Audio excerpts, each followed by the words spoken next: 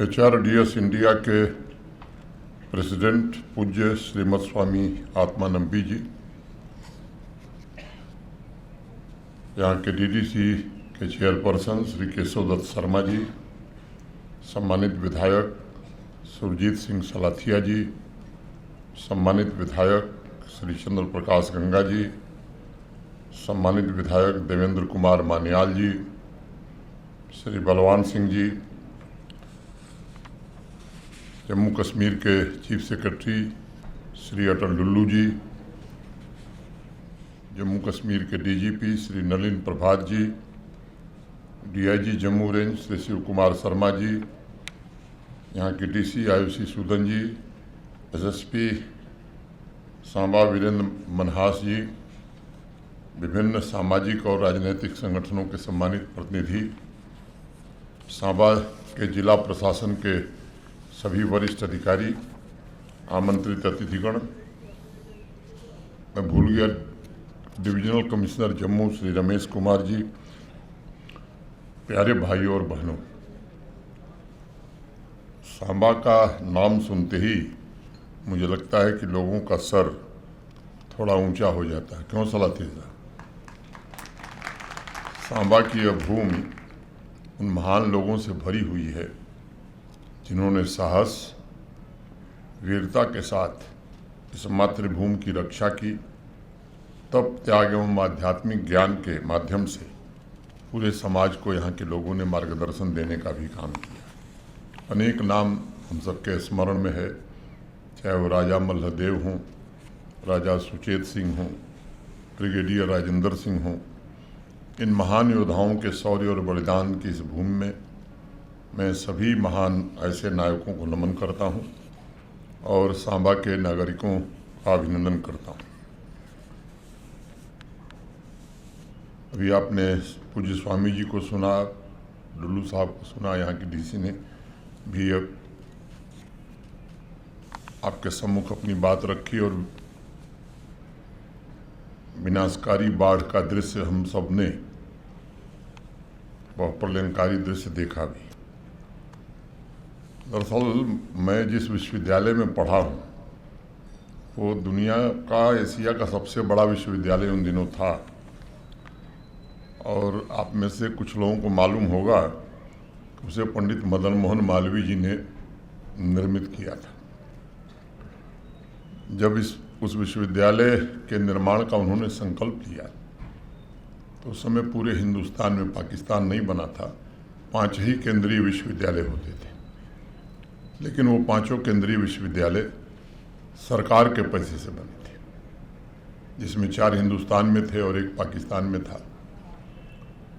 जब पंडित मालवीय जी महाराज ने तय किया तो उन्होंने कहा कि किसी सरकारी पैसे का सहयोग मैं नहीं लूँगा और लोगों के धन से विश्वविद्यालय बनाऊंगा।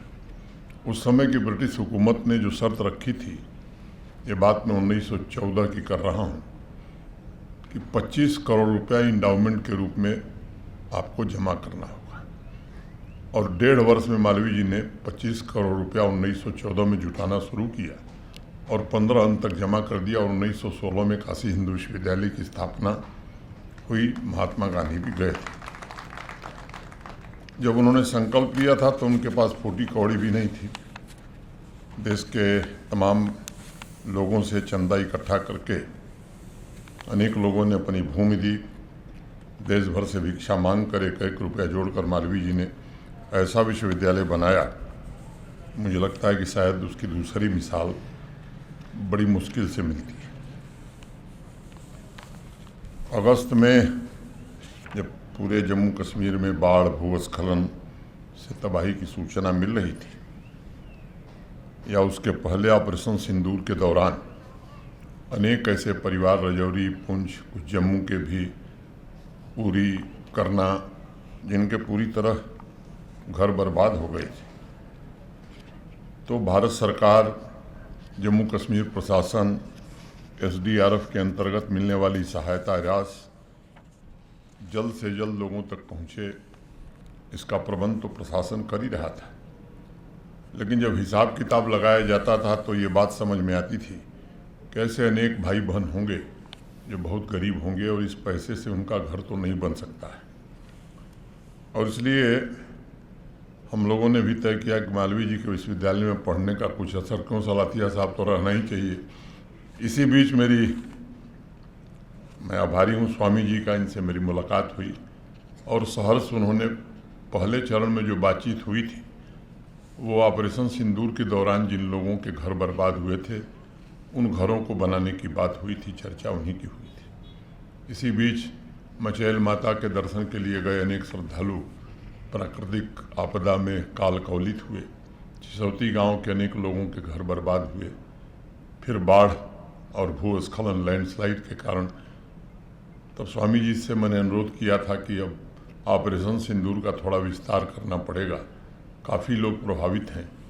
और मुझे प्रसन्नता है और मैं अपनी ओर से, आप सबकी ओर से स्वामी जी के प्रति हृदय की असीम गहराइयों से आभार व्यक्त करना चाहता हूँ कि उन्होंने सहर्ष ये बात कही कि जो काम हमने उड़ीसा में किया है, केरल में किया है, वो काम हम जम्मू कश्मीर में भी करेंगे और ऐसे लोगों का घर बनाने का काम हम करेंगे। पहले चरण में 1500 घर बनाने का एक MOU डिविजनल कमिश्नर जम्मू और डिविजनल कमिश्नर कश्मीर तथा HRDS के साथ एक दस्तावेज तैयार होकर के MOU साइन किया गया, जिसमें एक अंडरस्टैंडिंग थी कि 1250 जम्मू क्षेत्र में बनेंगे और 250 कश्मीर क्षेत्र में। जब जिला प्रशासन के DC साहब लोगों से कहा गया कि साहब इसमें से गरीब लोगों का बनाया जाए, तो एक दिन मैं आया था पुरमंडल, DC सांबा मिली तो मैंने पूछा कि आपके यहाँ कितने घर बनने? उन्होंने कहा ज़्यादा नहीं है, 500 से थोड़े ही ज़्यादा है। एक दिन DC कठुआ मुझे मिले कहीं किसी कार्यक्रम, मैंने उनसे पूछा, उनका साहब 1000 अगर बनवा देंगे तो हो जाएगा।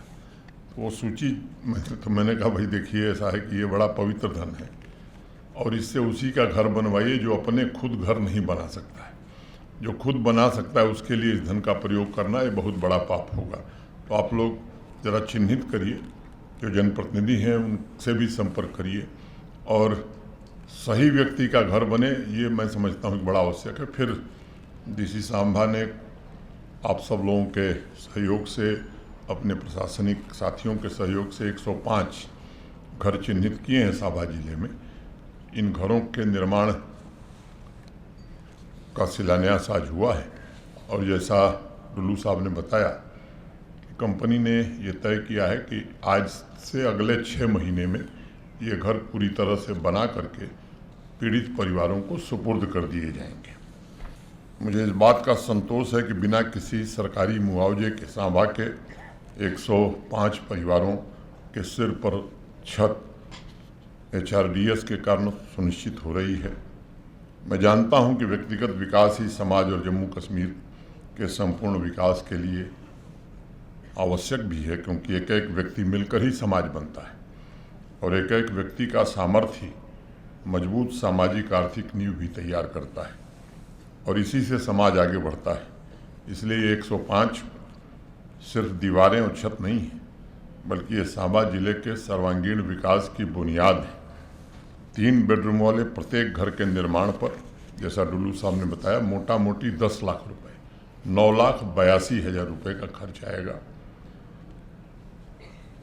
इन प्री फैब्रिकेटेड घरों को उनकी मजबूती के लिए जाना जाता है जहां भी ये बने हैं और इन सभी घरों में कंक्रीट की नींव, fibre cement board, powder coated GI seat और C चैनल सेक्शन वाले स्टील स्ट्रक्चरल फ्रेमवर्क की तकनीक का उपयोग किया जाएगा।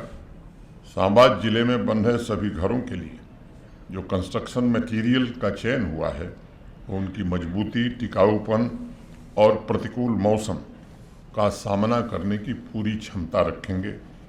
प्रत्येक घर को मॉडर्न डिज़ाइन द्वारा निर्मित किया जाएगा ताकि सभी परिवार आराम, सुरक्षा और शांति से रह सकें। हर 5वें वर्ष HRDS इंडिया स्वयं इन घरों को पेंट करेगा।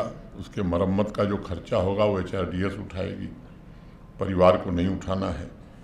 जिस दिन इन नव निर्मित घरों में परिवार के लोग प्रवेश करेंगे उसी दिन से HRDS इंडिया अपने खर्चे से परिवार के सभी सदस्यों को फ्री लाइफ इंश्योरेंस का कवरेज अगले 15 वर्ष तक देगा। हर वर्ष परिवार के सभी सदस्यों का फ्री हेल्थ चेकअप भी HRDS ही कराएगा।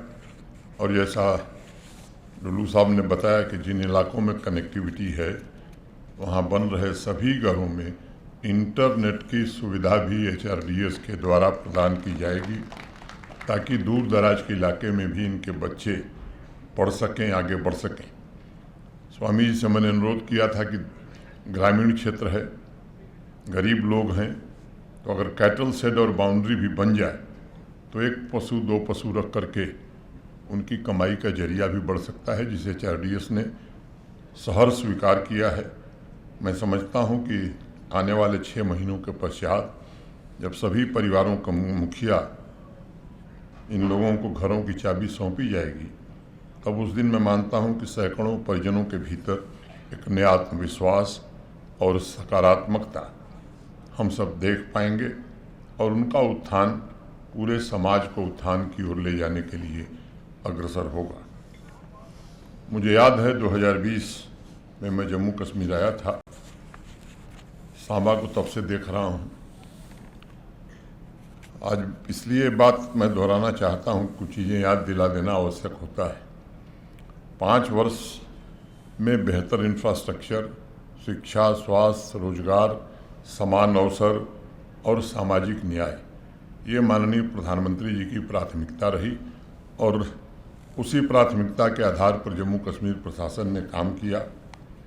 और मुझे इस बात का संतोष है कि एक ज़िले को नहीं बल्कि पूरे जम्मू कश्मीर को प्रगति के रास्ते पर ले जाने में माननीय प्रधानमंत्री जी की नीतियों का बड़ा असर रहा है और विकास की कतार में खड़े आखिरी व्यक्ति तक लाभ सरकारी योजनाओं का पहुँचे और वो सशक्त बने, इसमें काफ़ी हद तक सफलता मिली है।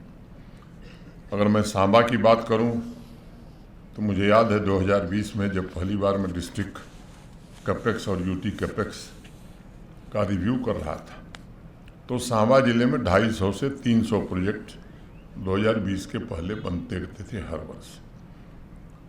और मुझे संख्या भी याद है, डिस्ट्रिक्ट कैपेक्स में 34 डेवलपमेंट वर्क और यूटी कैपेक्स में 233, ये कुल 267 काम पूरे हुए थे।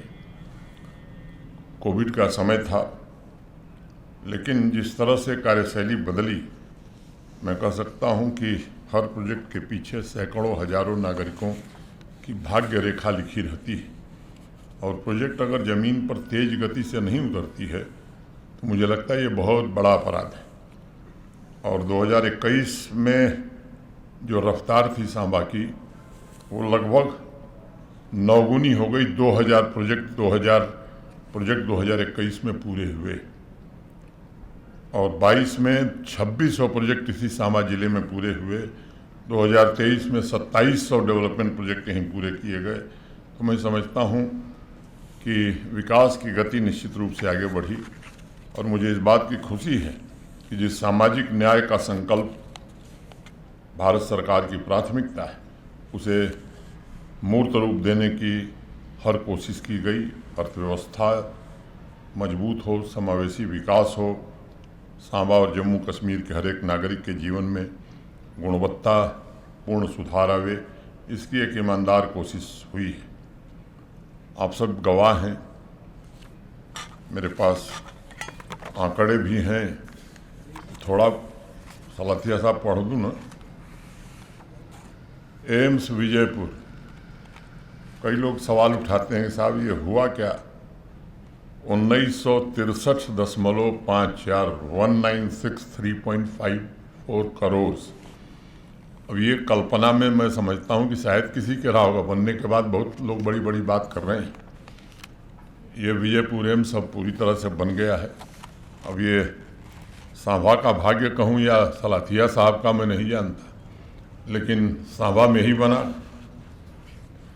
कागज़ पर भले वो कहा जाए कि एम्स जम्मू, लेकिन असली जगह तो मुझे लगता है सांबा ही है। क्यों गंगा साहब? अब मेगा प्रोजेक्ट की मैं बात कर रहा हूँ केवल। दिल्ली अमृतसर कटरा एक्सप्रेसवे जिसका साबा सबसे बड़ा बेनिफिशियरी है, 1917.32 करोड़, 1917.32 करोड़। और इसका बड़ा भारी पोर्शन सांबा जिला में केशव दत्त जी, सलाथिया साहब, गंगा साहब, डॉक्टर मान्याल, यहाँ बैठे हुए तमाम लोग इसका पूरा लाभ आपके इलाके के लोगों को मिलने वाला है। इससे निश्चित रूप से बड़ा भारी परिवर्तन यहाँ आने वाला है। अब 6 लेन का एक्सप्रेसवे विजयपुर कुंजवानी स्ट्रेच, ये अकेले में काफ़ी है। 90% काम उसका लगभग पूरा हो गया है और जो NHAI ने कहा है कि अप्रैल 2026 तक ये कार्य पूरी तरह से संपन्न हो जाएगा। सांबा सुंब मेगा रोड प्रोजेक्ट के अपग्रेडेशन का काम हाथ में लिया गया, 15 करोड़ रुपए की लागत से इसे पूरा भी कर लिया गया। बाबा चमलियाल से नेशनल हाईवे तक की जो रोड की प्रोजेक्ट थी, ये भी 4 करोड़ रुपए खर्च करके बना दिया गया था। पुरमंडल के गवर्नमेंट डिग्री कॉलेज के लिए 10 करोड़ रुपया मैं जब आया था, इस बार आया था तब नहीं, उसके पहले तब दिया गया था। अब लगभग 15 करोड़ की लागत से वो काम पूरा हो गया। हायर एजुकेशन डिपार्टमेंट को केवल बिल्डिंग सौंपनी है।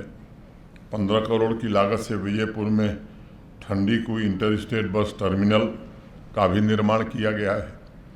इंफ्रास्ट्रक्चर को और मजबूत बनाने के लिए 4 करोड़ 10 लाख रुपए की लागत से बीरपुर में ही स्टॉक असिस्टेंट ट्रेनिंग इंस्टीट्यूट बनाया गया। नाबार्ड के फंडिंग से रिवैम्प डिस्ट्रीब्यूशन सिस्टम स्कीम के तहत इलेक्ट्रिसिटी इंफ्रास्ट्रक्चर को मैंने RDSS के तहत बेहतर बनाने के लिए सांबा जिले में लगभग 195 करोड़ रुपए ये भारत सरकार ने दिए हैं। 6 करोड़ 66 लाख की लागत से राखा में एक रिसीविंग स्टेशन का निर्माण शुरू किया गया था, जिसे मार्च 2026 में पूरा कर लिया जाएगा। रामगढ़ में 3 करोड़ 15 लाख की लागत से एक सब स्टेशन का निर्माण शुरू किया गया था, ये 2023 अंत में ही पूरा हो गया था। बड़ी ब्राह्मणा में 2 करोड़ की लागत से BR अम्बेडकर भवन का निर्माण हुआ। म्यूनिसिपल कॉम्प्लेक्स को 4 करोड़ 10 लाख रुपए खर्च करके अपग्रेड किया गया।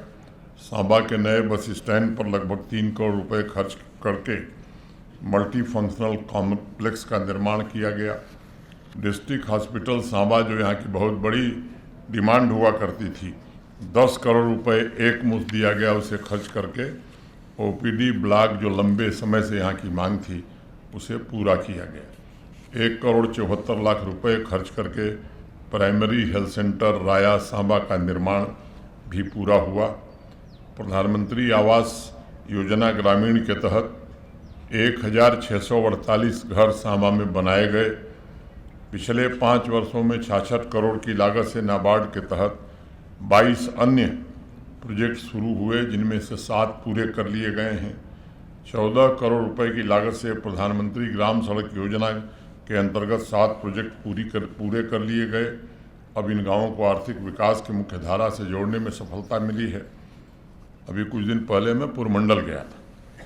वह पवित्र स्थल अपने प्राचीन गौरव को प्राप्त करे, इसके लिए काफ़ी प्रयत्न हुआ है और आगे और भी बेहतर प्रयत्न हो, इसकी कोशिश है।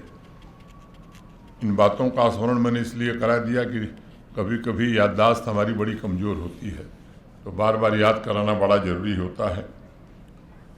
मैं ये बात ज़रूर कहना चाहूँगा कि सांबा जिले के विकास के आंकड़े ये मात्र नंबरों के जोड़ नहीं हैं। इनमें से हर आंकड़े में सांबा वासियों के विकास की गाथा लिखी हुई है। पिछले 5 वर्षों में पूरे समर्पण से जम्मू कश्मीर प्रशासन ने ये प्रयत्न किया है कि सांबा के सभी भाई बहनों की चिंता, उनकी तकलीफ़ें कम हो सकें, और ये प्रयत्न किया गया है कि अधिक से अधिक मूलभूत सुविधा और कल्याणकारी कार्यक्रमों से नागरिकों को जोड़कर उन्हें ताकतवर बनाया जाए, ताकि वो सम्मान और गरिमा के साथ अपना जीवन यापन कर सकें। मुझे प्रसन्नता है कि पूरी निष्ठा के साथ हमारे साथियों ने अपने कर्तव्यों का निर्वहन किया है। ईमानदार नियत से आपके हक में फैसले हों, इसकी कोशिश हुई है और आगे भी आपके कल्याण के लिए ऐसे ही फैसले हों, इसकी कोशिश बराबर रहेगी। इस अवसर पर मैं उन सभी परिवारजनों को जिनके घर के निर्माण का काम आज शुरू हुआ है, उनको हृदय से बधाई देना चाहता हूं। और एक बात और दोहराना चाहता हूं कि अगर किसी गरीब का घर छूट गया है, ऐसे 2, 4, 5 लोग हों, तो मैं जिला प्रशासन से अनुरोध करूंगा कि उनकी सूची भी बाद में दे दें। ये कोई कसम नहीं कि 105 ही बनेगा। अगर कोई गरीब छूट गया, क्योंकि लिस्ट बनाने में ये कठिनाई रहती है, प्रशासन की भी अपनी सीमा है, सबकी अपनी सीमा है। मैं फिर से HRDS के माननीय अध्यक्ष पूज्य स्वामी जी को, उनके संस्था के सभी पदाधिकारियों को विशेष रूप से धन्यवाद देता हूं। सांबा के सभी नागरिकों के प्रति भी विशेष रूप से आभार व्यक्त करता हूं और आप सबको पुनः धन्यवाद देते हुए अपनी बात मैं यहीं पूरी करता हूं। धन्यवाद। जय हिंद, जय भारत।